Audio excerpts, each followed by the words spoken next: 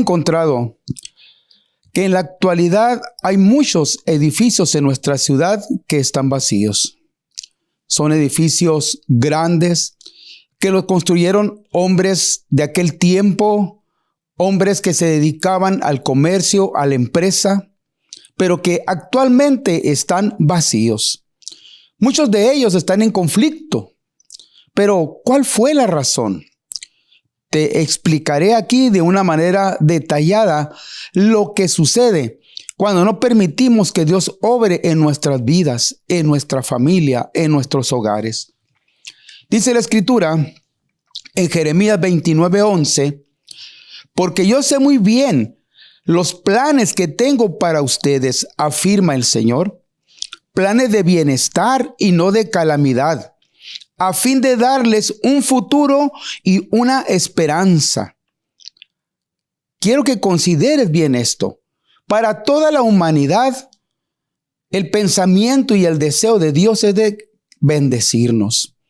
Que tengamos de parte de Él esa gracia. No estoy hablando de una vida sin conflictos. Estoy hablando de la gracia de Dios bendiciendo tu hogar con paz, con bienestar, con salud, siendo prosperado en todas las cosas, de una manera que no nos falte nada, tener en todo lo suficiente. Esa es la buena voluntad de Dios, pero también es al futuro, para tu descendencia. Dice, a fin de darles un futuro y una esperanza. Si nos comunicamos con Él, dice, entonces ustedes me invocarán y vendrán a suplicarme y yo les escucharé. Me buscarán y me encontrarán cuando me busquen de todo su corazón. ¿Qué debemos de hacer?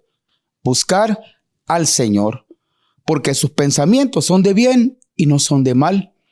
Tenemos una mala idea. Consideramos que Dios está ajeno a nuestras vidas. Una.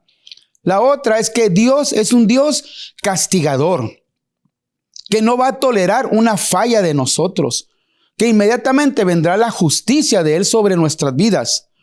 Pero hay cosas que el hombre declara de esa manera porque no le conoce. Pero los planes de Dios son buenos para ti, son buenos para tu casa, son buenos para tu descendencia. Y la verdad, Él se alegra cuando volteamos a verlo, cuando lo consideramos y recibimos esa bendición. Pero también le da tristeza en su corazón cuando vemos que nosotros lo desechamos y no logra el propósito de bendecirnos porque nosotros mismos le estamos resistiendo. No es por la obra de Dios. Enjuiciamos a Dios y decimos, Él me está castigando o lo estoy recibiendo, ¿verdad? Pero no sé por qué. No hay causa, no hay razón. Pero la verdad, el mal que se recibe es porque no está la presencia de Dios en nuestras vidas. Hay edificios que se construyen. Hay inmuebles que se hacen en base a una idea. Alguien dice, yo necesito edificar esta construcción y está bien.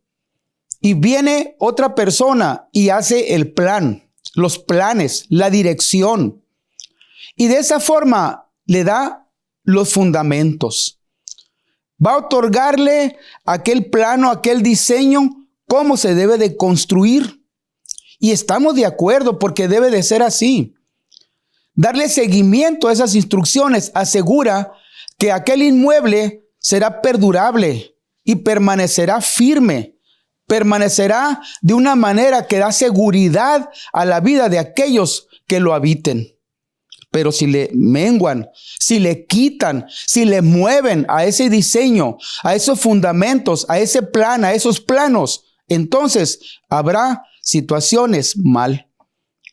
Vas a ver que habrá grietas, habrá fugas, habrá situaciones en los pisos, en la losa, en el techo, en todo lugar. ¿Por qué? Porque no se hizo conforme el plano, conforme el diseño. Y así es en nuestras vidas. Escucha, Dios en verdad quiere edificar en nuestras vidas. Dios quiere edificar en nuestros hogares. Él está atento a eso, a su corazón. Dice así en el Salmo 127:1.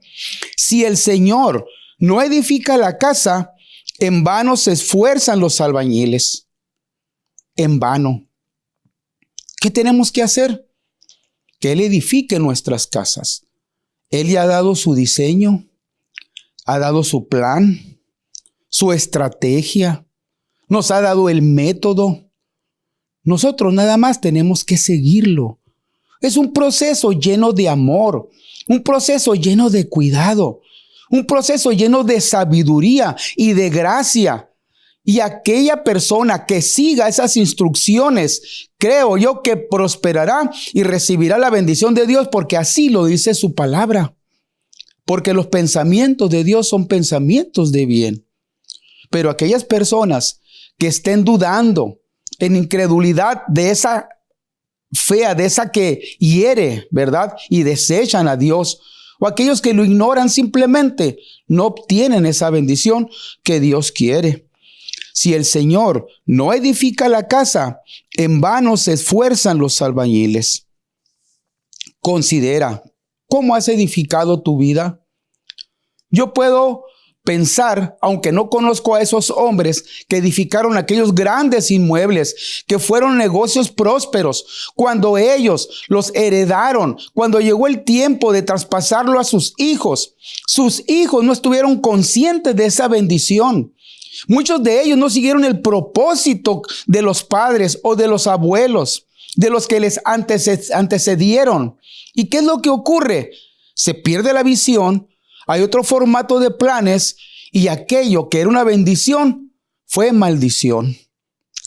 Los hijos menospreciaron el corazón de los padres, aquel esfuerzo que se hizo, aquella gracia de dejarles una herencia para que recibieran ellos un favor toda su vida.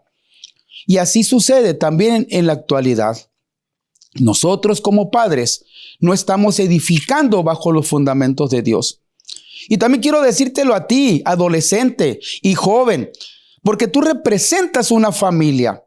En lo futuro, tú vas a ser ese matrimonio. Tú vas a ser esa pareja, ese hombre, esa mujer que van a edificar una familia. Pero si no te tomas de los fundamentos de Dios desde este tiempo, de sus mandamientos, en vano estarás trabajando. Si tú sigues la corriente de este mundo, verás que el fruto de tu trabajo lo echarás siempre en saco roto y no habrá prosperidad en tu vida y estarás alejado de las bendiciones de Dios. Porque si el Señor no edifica la casa, en vano se esfuerzan los albañiles. No solamente es para nosotros los padres o los abuelos esta palabra. Debe de ser de acuerdo a la perfecta voluntad de Dios.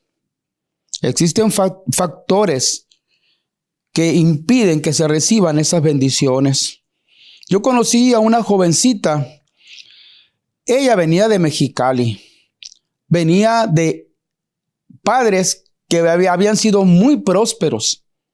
Pero debido a los conflictos entre los hermanos, todos vinieron a ruina cuando quedó la herencia ahí.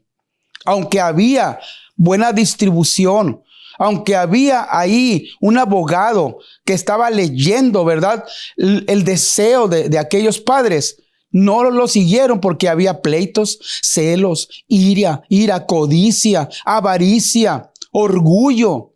Total, que aunque había un documento ahí, nadie lo quiso aceptar. Esa es la dureza de nuestro corazón. Pues esta joven estaba muy apegada al horóscopo.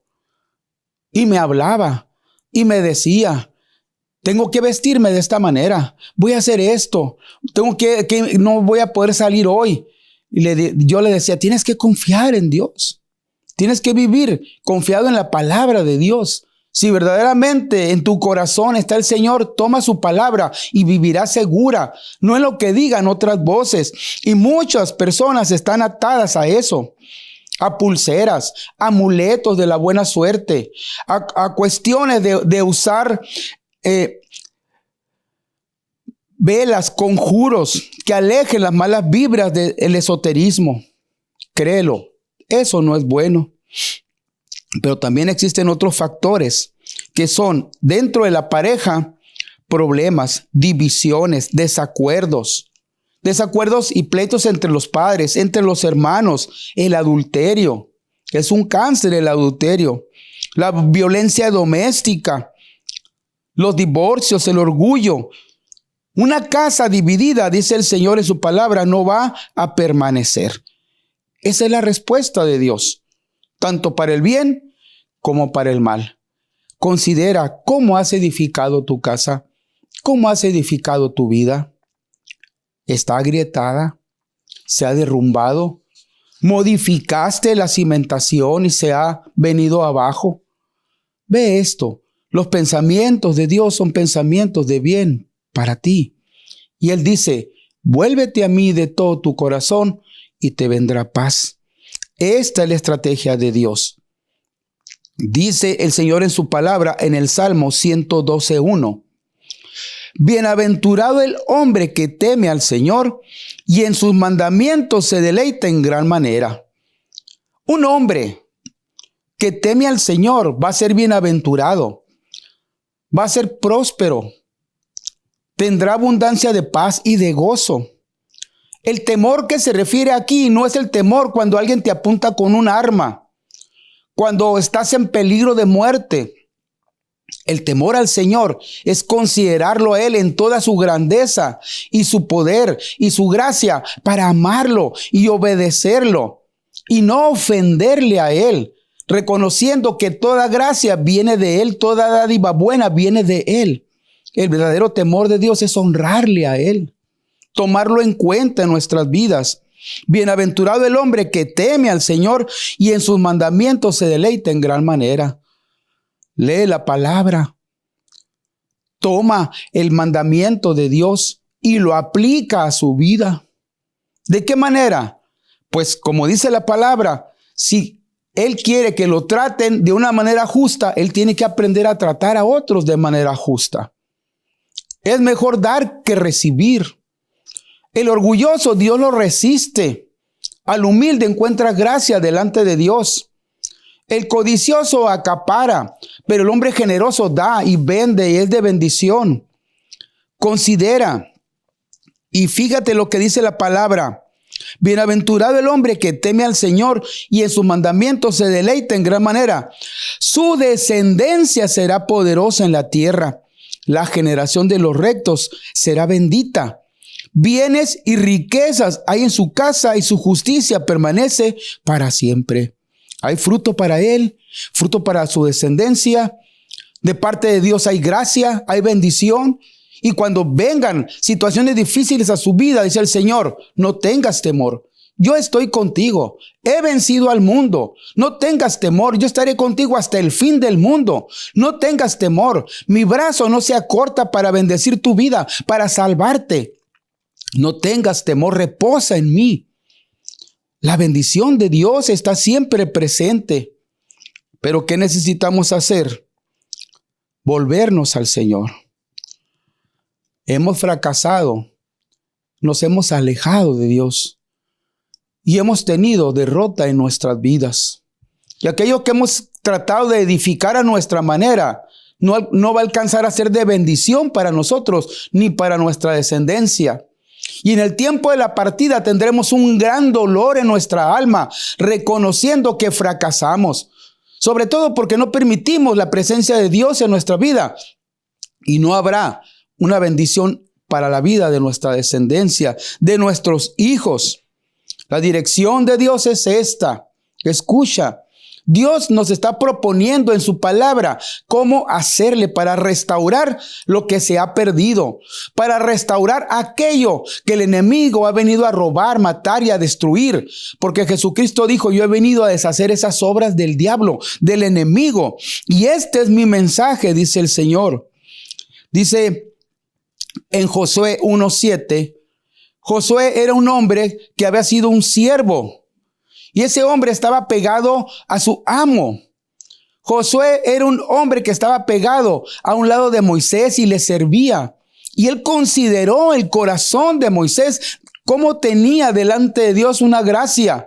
Pero también él era un hombre sometido, humilde al Señor. ¿Y qué sucedió? A Josué se le da una encomienda muy grande de repartir la tierra que Dios le había prometido a ese pueblo de Israel. ¿Y qué tenía que hacer Josué? No podía armarse, ¿verdad? Porque en aquel lugar había muchas tribus, había muchas personas que eran ajenas a la voluntad de Dios y eran hombres que no los iban a permitir que ellos se establecieran en la tierra que Dios les había dado por heredad. Él no iba a conseguir armas, ni drones, ni tanques, ninguna estrategia humana. ¿Qué tenía que hacer? ¿Qué le dijo el Señor? Josué en 1:7.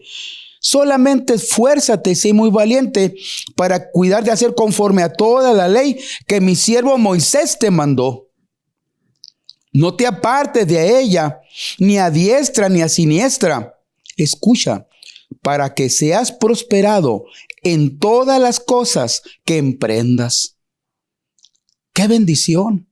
Ahí está el plan, ahí está la dirección, ahí está la estrategia a seguir. Nunca se apartará de tu boca este libro de la ley, la Biblia, la palabra, sino que de día y de noche meditarás en él para que guardes y hagas conforme a todo lo que en él está escrito. Porque entonces harás prosperar tu camino y todo te saldrá bien. Qué manera, ¿verdad?, de hacer ese plan. Qué manera de tener toda la instrucción para que se pueda edificar.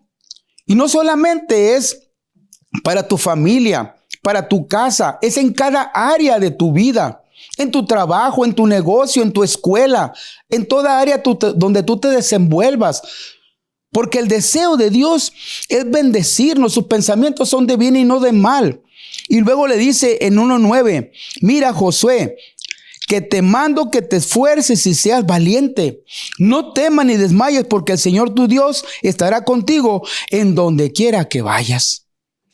¿Qué más seguridad tiene en esta palabra para mantenerse firme en lo que Dios dice y hacer su voluntad? Haz uso de la fe. Yo considero, ¿verdad?, aquel joven ante un pueblo numeroso recibiendo estas instrucciones, ¿verdad? Y aquel pueblo no lo aceptó inmediatamente, sino que le dijeron y se resistió el pueblo a obedecerle. Si Dios no está contigo como estuvo con Moisés, no te seguiremos. Pero quiero decirte algo, él le creyó a Dios y confió en Dios y edificó e hizo conforme a la voluntad de Dios y la estrategia funcionó. Y quiero decirte algo, no va a funcionar en aquel que no cree y no lo haga. Vuélvete a Dios, vuélvete al Señor. Yo sé, escucha, que tú deseas y anhelas con todo tu corazón que se haga realidad las buenas bendiciones de Dios para tu vida. Yo lo sé. Para tu matrimonio que está deshecho, o el matrimonio que ya se deshizo, que está ya separado, aquellos divorcios, aquellos fracasos, aquellas veces que te juntaste con alguien y no prosperó. La vida de tus hijos que han tomado rumbos distintos y donde hay, en verdad, muchas situaciones que te aquejan y te duelen. Pero dice el Señor, mis pensamientos son de bien para ti. Mis pensamientos no son de mal. ¿Qué tienes que hacer? Reconócelo. Que has estado falto delante de Dios. Que no has vivido conforme a su voluntad. Que has estado en pecado, en desobediencia. Y le puedes decir, Señor, perdóname. Te necesito. Limpia mi vida. Ven a mí. Ayúdame a cambiar. Dame la fe necesaria y suficiente para poder recibir de ti esas bendiciones que tú tienes. Yo lo estoy considerando en este tiempo.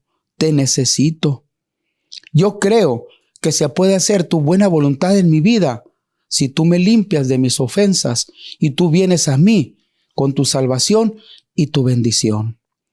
Gracias, Señor. Restaura lo que se ha perdido. Restaura lo que el enemigo se robó. Restáuralo, Señor, te lo pido en el nombre de Cristo Jesús. Amén.